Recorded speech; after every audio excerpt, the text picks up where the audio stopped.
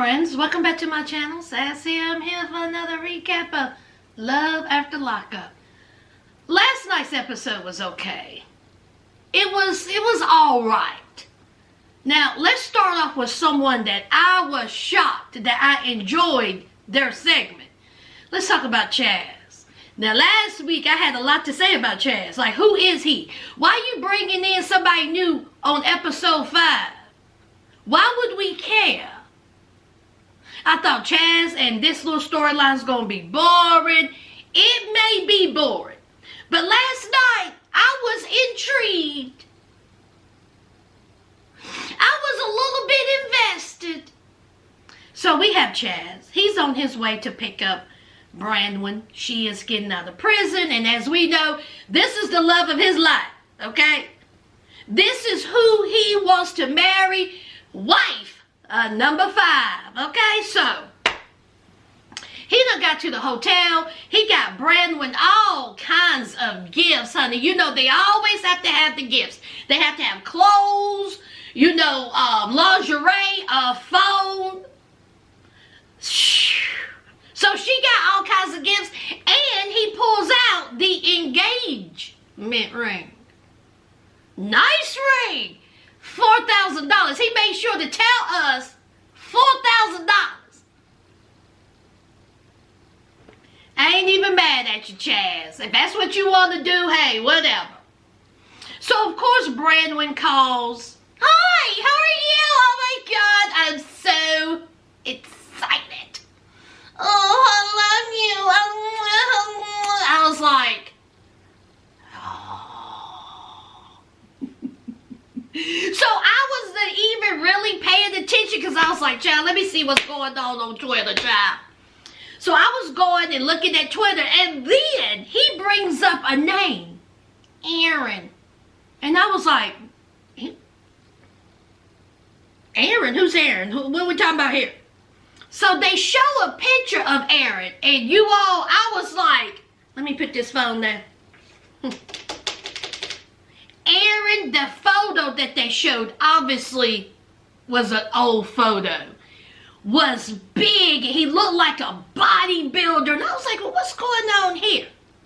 So apparently, Branwin's ex-boyfriend, Aaron, was someone that she was with for a short period of time. And when she got busted, he wasn't nowhere to be found, honey. She was literally there holding the bag. That's Aaron. See, Aaron, he took off. Or maybe Aaron was the setup. So here is her best friend, Jessica, who chooses to bring her ex-boyfriend, Aaron, to the festivities. Why would you even want that?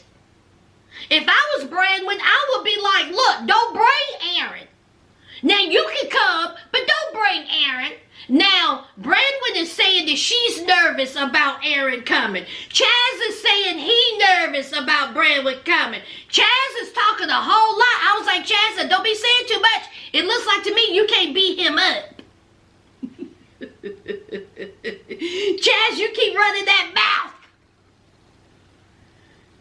So Chazz says, listen, Aaron is no good for Branwin. And I hope he don't think he gonna get back with her because he ain't. So it's time to get Branwin, okay? Everybody there. We got Chazz, we got Jessica, we got Aaron, we got another person. And y'all, why is Aaron holding a tube balloon? I mean, what does that mean? Is it because he said something about it's the second? And can I just say this? Aaron is not the same size. Aaron is considerably smaller. His mouth is crooked. Now, I ain't gonna put nothing on that man. I don't know this man. But he don't look like the same man that's in that picture. All beefed up. So Branwin gets out, and guess what, y'all? Branwin said, I know these cameras is going to be out here, and I'm about to be done. As much done as prison life I could get. Honey, Branwin had her eyebrows done. Branwin had on lashes. She had some makeup. I was like, okay. Branwin is by far the prettiest woman that has ever stepped out of prison from Love After Lockup. That's just facts. And in her confessional, she looked very pretty. I will say this. If Branwin is on the up and up, if she can stay clean, if she can stay sober, and if she truly loves Chazz, this may work. This may work. We all shall see. Child, I'm just putting hope in the air. Chazz, of course, he was excited. He was like, oh my God, I love you. You're beautiful. He got a flower from some woman who was there to get her daughter.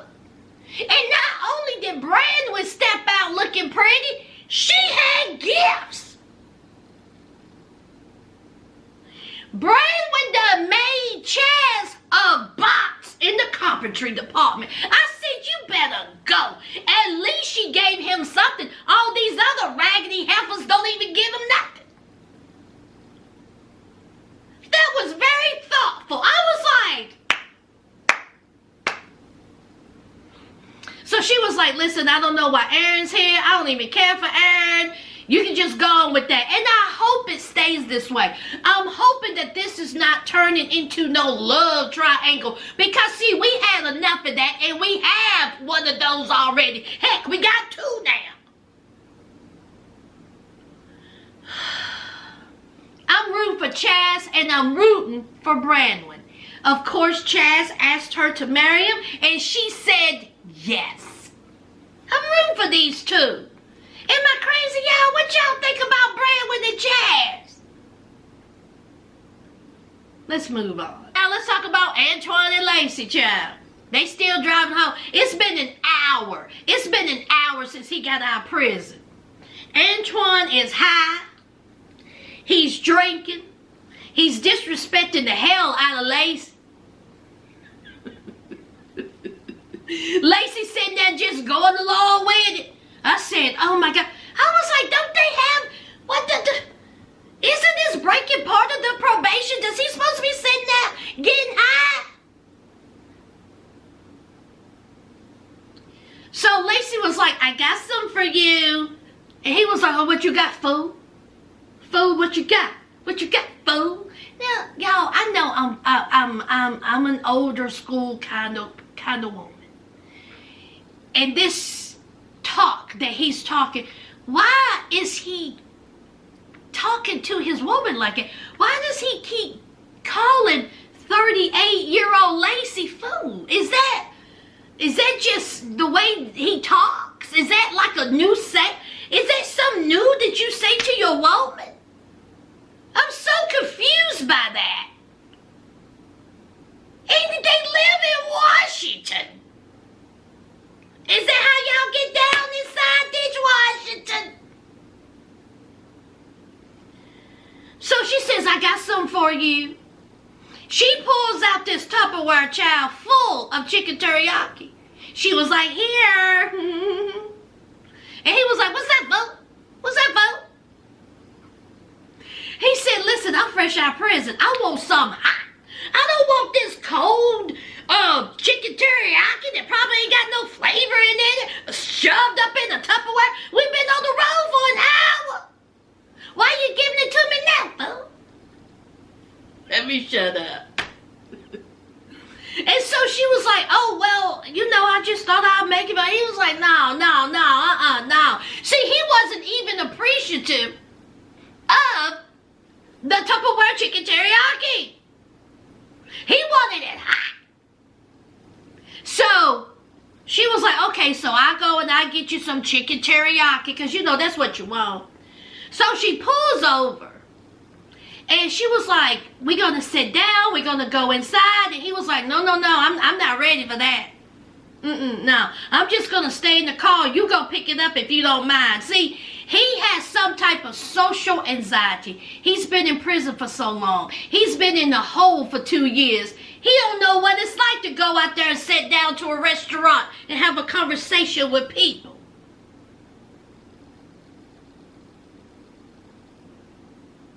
So Lacey goes inside. She gets the chicken teriyaki. She comes out. That plate was full. I bet it was delicious. And he was like, oh, is that shrimp? All right, that's what I bet you this is good, fool. Did y'all hear a thank you? Did y'all hear a thank you for going and get the chicken teriyaki? I appreciate you. Did y'all hear any of that? Maybe it was the editing. So, here we go. It is time to, they done ate. He was like, what's the plan? And she was like, I don't know, what's up? And he was like, well, I would love to go see my mom. Dun, dun, dun. We all know about Lacey and that mama, honey. They do not get along. She is, she likes to drink. And so Lacey says, let me ask you something. Did your mama put any money on your books? Your mama come and visit you. Basically, I'm saying your mama ain't shit and she didn't do nothing for you like I did. Why you want to go see her? She didn't say that, but she wanted to say that, but she didn't say that. I said that. I just put it in her mouth. So he was like, well, what's that got to do with anything? That's still my mom. And he said, what goes on between my mom is my business. You don't question that at all. And I was like, oh. Now this is after she done went and spent I don't know how much money on that chicken teriyaki and didn't get a thank you. But he's steady over there in the passenger side getting high and drinking. Fresh out of prison. And he was like, listen, I don't know if they beefing or whatever, but that's my mom. And they might as well just get over it. She might as well just get over it, and that's that on that. So here he is calling the mother. The mother has slurred speech. Hi, baby. Hi. I love you. Oh, my God. He was like, what's up? He was like, can I stop by? I want to see you. She was like, well, I got some bad news. Me and Dog got COVID. He was like, oh, man. Meanwhile, Lacey's sitting over there like this.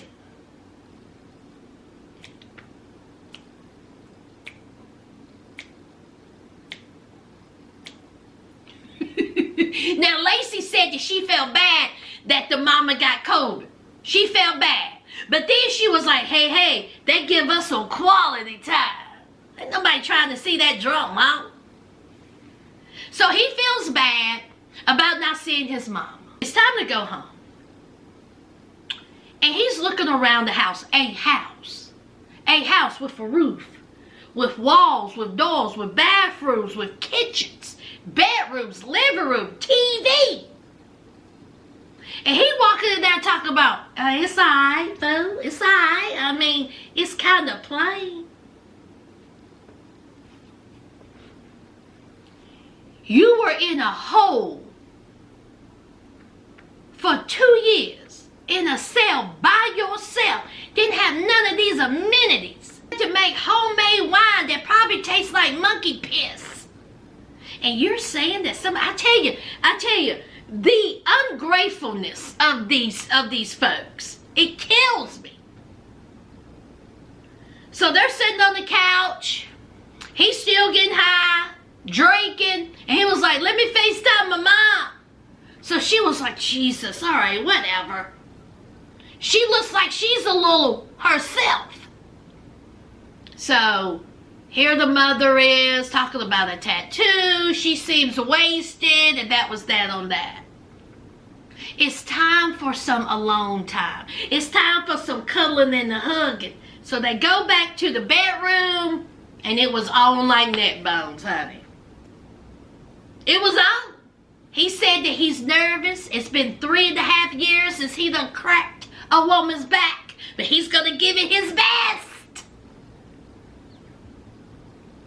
Let's move on, child. Let's talk about Harry and Indy, shall we? See, I threw a little wrench in it. Y'all thought they were going to be last. Let's see who's watching. So, Harry and Indy. Here we are again. What do we see? The first thing we see, Harry behind the wheel of Indy's car. When he got pulled over, he got a ticket because he's driving without a license. But guess what? He's back behind the wheel. And there's Indy laughing and smiling. You're supposed to be driving. Oh my God.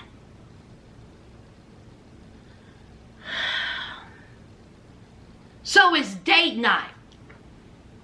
And so she was thinking, hey, we're going to go to a nice dinner, maybe movie, somewhere romantic. He was like, no, we're going to be doing all that. We're going to go rock climbing.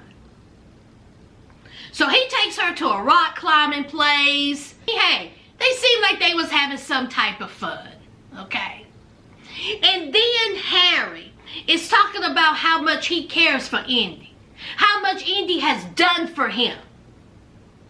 And Indy, of course, we know how she feels about Harry. Harry gets a text. And that text, the top part says, Terry, baby. There's a lot of heart emojis, love emojis, reading. You gonna come over and swing by? You gonna come by? When you gonna come by? Come on by so you can crack this back. Now, Indy sees this text. And she didn't see all of it. She just seen the name and the emojis. Well, now she has proof. Like, proof. Now, he already told her that he cheated before she took her butt to Ohio. And he said it was a mistake. She forgave him. Because, see, remember, y'all. Remember, she had unconditional love for him. I'm going to need for her to look up what unconditional means. I'm also going to need for her to look up what a fool looks like and means. So now she knows for sure he is cheating. So of course he don't want to talk about it. He don't want to talk about he's blowing it off. So she said either he's leaving with me or leaving without. He's either leaving with me or I'm leaving without him. So she gets in the car and she leaves. Now instead of her going and picking up her daughter wherever she is, pack up her little box, her little tote, and drive home and never see Harry or talk to Harry again. See, that's what she should do. But oh no, she didn't do that. Meanwhile, the producers are asking Harry, who's Terry? This is Harry. I don't want to answer that question. Is that right? Love at the Lockup producers. Y'all gonna sit there and let this boy dictate what's going on you all show? Don't you pay him? Don't you? What you talking about? You don't want to answer that question. Oh, you don't have to answer it. See, as you say, get right or get left. Take off your microphone. I would have told him to take off that microphone. Take your feet to the street. We no longer need you. We've had bigger and badder sitting in front of us than you. You're not dictating this. See, that's the problem with Harry. He thinks that just because he got a cute little smile and he's a cutie, that he can get whatever he wants. He's spoiled, entitled, rude. I don't want to talk about it. I don't want to answer that question. So then they ask another question, and he says, that ain't none of your business.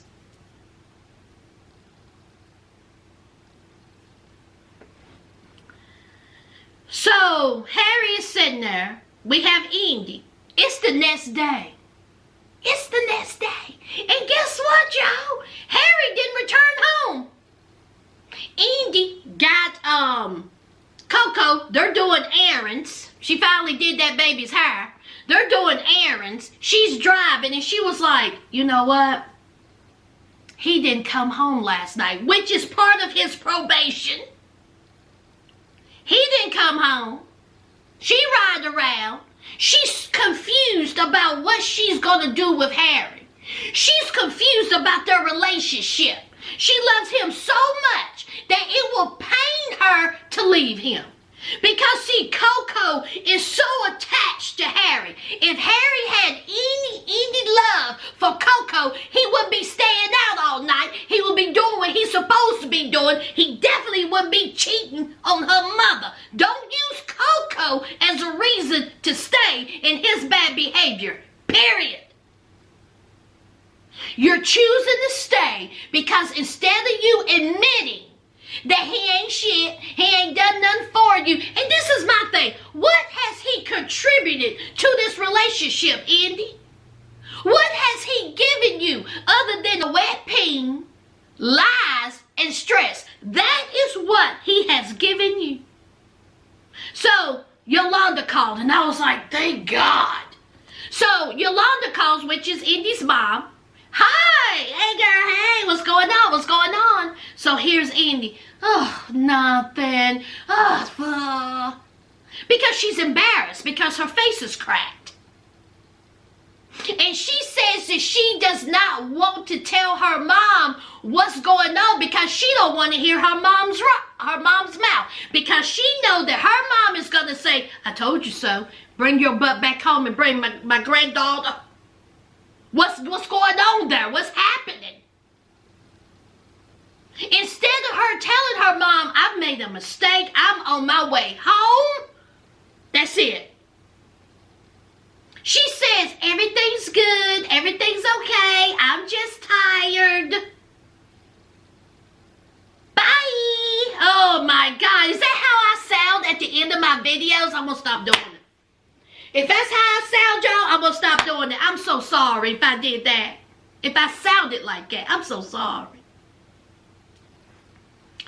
Meanwhile, while she's feeling blue and she's feeling low and she's upset, where's Harry? Oh, that's right. Harry is at Terry's house. Let's talk about Terry.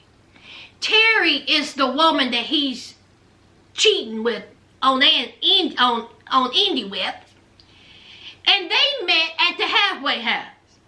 Now you would have thought they would have known each other for years, but they just met each other. And guess what, y'all? She lost her job because of Harry. Because see, she was a supervisor at the halfway house. I bet you she got some story to tell. Terry, you got a past? So, she was a supervisor at the halfway house.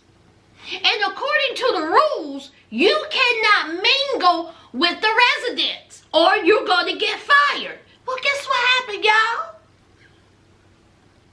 She got fired because of Harry. You just met Harry. But she says that when she met Harry, it was something intriguing about him. What? What was intriguing about Harry? The conversation. Is that what was intriguing? Is that what it was, John?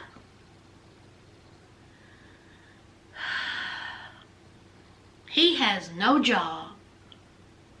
He has no license, no car. He's rude. He's disrespectful. But there's something intriguing. And you lost your job because of this young man. Both of y'all fool. I'm sorry. Both of you. So then she was like, so what's the deal between you and Indy? Obviously she knows about Indy. So what's the deal? You with me or you gonna be with her? And so Harry was like, I'm here, ain't I? She was like, what? He was like, I'm here, ain't I? What does that mean? Just because you there, that means that you're going to stop seeing Indy. I think not. He got two women. He likes it. He likes his cake and he likes to eat it too. He's going to dangle both of them along. Mama Yolanda, hurry up and get there. Yolanda, hurry up and get to Ohio. That's what you do. Come get your grandbaby. Your daughter can stay there. Come get your grandbaby. Let's move on. Real short and sweet. This is going to be quick. Rick and Ray Dean, child. Bottom line is, Ray Dean wants to stay with Kim. Kim is going to be in prison for a while, at least 4 years. But Rick is on the outside. Rick is the one that has been there emotionally, physically, and financially. He was holding her down while she was in prison. Rick is the one that truly loves her. But hey, she can't help how she feel about Kim. And her mom and dad are asking her all these questions about Rick. And the dad said, let me tell you something, I didn't raise no user. Don't you be using that man. And so she was like, I didn't ask him to send me money, but I didn't turn it down either. He did that on his own. Now, instead of her being stressed out about getting a job, now see, I'm hearing all this stuff from all these people, but the one thing I ain't hearing is a job. You all stressed out. You're stressed out over Rick or Kim. Or whatever her name is her name Kim? What's her name? Kay. Now see, you're all stressed out over Rick or Kay. Ain't nobody stressed out about no job or no dental. You need to get you a job so you can get you some dental insurance. See, that's what you need, Ray Dean.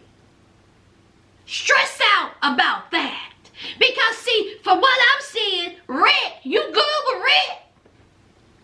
Rick is there. Rick loves you. Rick is ready for you to get out that halfway house. Rick is ready to take care of you. You got it. But you're the one that's making it complicated. Girl, you done lost your mind. Rick, you dealing with somebody who is pining over a woman who's in prison that's going to be there for 4 years.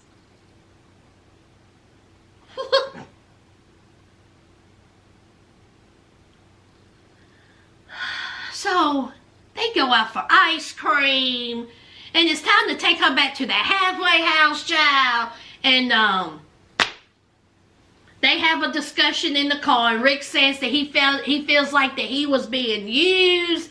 That he feels like that she set him up because that she didn't tell him about Kay and how Kay is always calling. And he's tired of it. He says, "Listen, you're supposed to be my girlfriend. It ain't gonna be no threesome. It's gonna be either Kay or myself. You make the choice." Rick, how you sound? You're a 50-something-year-old man who's telling a woman to make a decision between you and another woman who's in prison for 4 years. Kick out the car. That's what you did.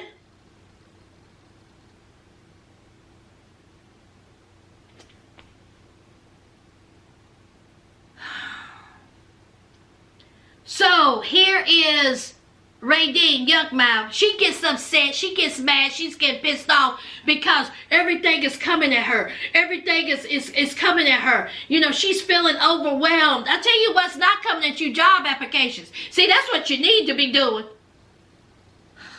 Are we done? Are we done? Let's move on. Let's move on. I don't even care about the rest of it. Let's move on. Last and certainly least, let's talk about Tiffany and Kevin. Kevin, I didn't know you was this much of an idiot. Okay. Now, here's Tiffany. Tiffany has already given the excuse about why she's sitting on the curb. So, Kevin rolls up and says, "Oh, so he left you here?" And she was like, "No, I told him to go away." So Kevin is like, "Oh, so you hugging me? You barely spoke to me?" Ding, ding, ding. Kevin. Ding, ding, ding. You're answering your own questions. You walk past me, you up with some other dude, and then here comes the Academy Award performance. She thought about all this in her head. What's she gonna say? How's she gonna say it? Stress. That's it. Stress. I was stressed out. You know, I was overwhelmed. I didn't know what to do. Okay? I mean, it was just a lot for me to take. It was a lot for you to take. You were stressed. You walked by that man. You didn't even say hey to him. You got into a truck with another man and you kissed him in front of Kevin. What kind of stress were you under? I was trying to figure out, you know, what's going to happen, who I'm going to be with. I was overwhelmed. I was nervous. Girl, stop lying. You're lying. You're full of lies. Just like I said, just like many others said, just like Kevin said, you seen Curtis couldn't fight. He got beat up, and you was like, I picked the wrong one. Bottom line, stop your lies, Tiffany. So, of course, Kevin, he was like, well, where we going? What we gonna do? And she was like, we going home. He said, home? He said, what's home? And she said, your house. He said, was the weenie gonna take you to my house? And she was like, oh, well, I guess where the cookie crumbles, yes. And he was like, so he was gonna get beat up at my house. So, Kevin, he says that, you know, he's still undecided about Tiffany, but Tiffany's looking kind of good. And, you know, he needs a little something, you know, in his life. And so they go back home, okay? And Kevin seems like that he really wants to see where this is going with Tiffany. All right, they had, you know, some boom boom loving. You know, he done made her some breakfast. And guess who's calling? Cuckoo for Cocoa Puffs, Kayla. See, there's Kayla still out there. And he done brought Tiffany inside that house. And he was like, there is no way Kayla can know about Tiffany. All heck gonna break loose if she does.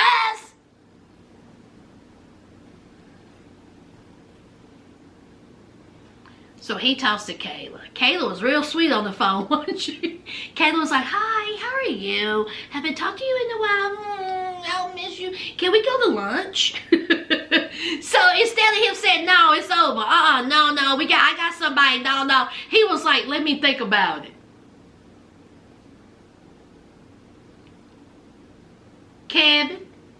Kevin, you're about to get hemmed up. You're about to get Tiffany hemmed up. Kayla gonna go upside that head.